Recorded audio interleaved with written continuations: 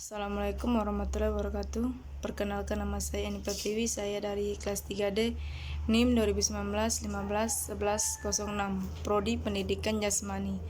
Di sini saya akan menjawab UAS inovatif. Yang pertama, menurut pendapat saudara, mengapa pembelajaran berbasis media inovatif dibutuhkan dalam proses pembelajaran penjas di sekolah? Menurut saya, dalam proses belajar mengajar ada banyak faktor yang mempengaruhi tercapainya tujuan pembelajar, di antaranya pendidik, peserta didik, lingkungan atau metode, teknik serta media pembelajaran. Pada kenyataan, apa yang terjadi dalam pembelajaran? Seringkali terjadi proses belajar dan berlangsung tidak efektif. Banyak waktu, tenaga dan biaya yang terbuang sia-sia. Sedangkan tujuan belajar tidak dapat tercapai, bahkan terjadi proses dalam komunikasi antaranya pengajar dan belajar. Yang kedua, jelaskan apa yang dimaksud media pembelajaran, contoh-contohnya, dan mengapa media inovatif. Yang kedua, 1. Media sebagai alat komunikasi guna lebih mengefektif proses belajar mengajar. Yang kedua, proses fungsi media dalam rangka mencapai tujuan pendidik. Yang ketiga, seluk-beluk proses belajar. Yang keempat, hubungan antara metode mengajar dan media pembelajar. Yang kelima, nilai atau manfaat media pendidik dalam pengajar. Yang keenam, pemilihan dan penggunaan media pendidik. Yang soal ketiga, jelaskan.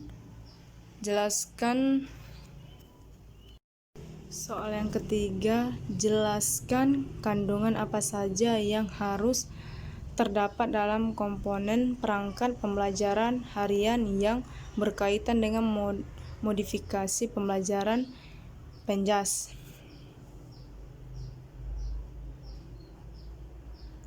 Dengan kemampuan yang dimiliki, mereka berusaha menghadirkan metode pembelajaran atau alat-alat mengajar yang kreatif difasilitasi oleh Kementerian Pendidikan dan Kebudayaan.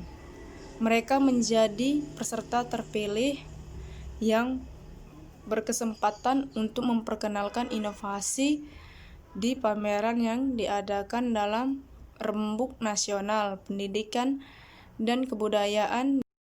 Soal nomor 4, dalam pembelajaran penjas inovasi, guru menjadi yang terdepan dalam proses belajar mengajar. Contohkan satu bentuk ilustrasi pembelajaran dengan manfaatkan media belajar di mana sekolah tidak didukung dengan fasilitas yang memadai.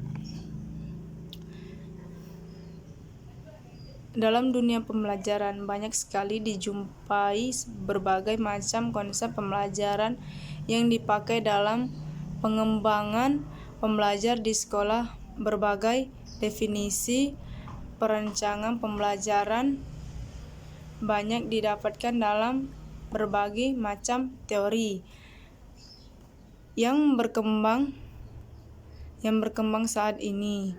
Sebelum kita membahas lebih jauh tentang perencanaan pembelajaran, alangkah baiknya kita belajar dulu apa yang dimaksud dengan permasalahan dalam pembelajaran itu sendiri.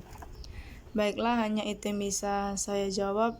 Bila ada salah kata, saya mohon maaf. Pada Allah saya mohon ampun. Saya akhiri. Wassalamualaikum warahmatullahi wabarakatuh.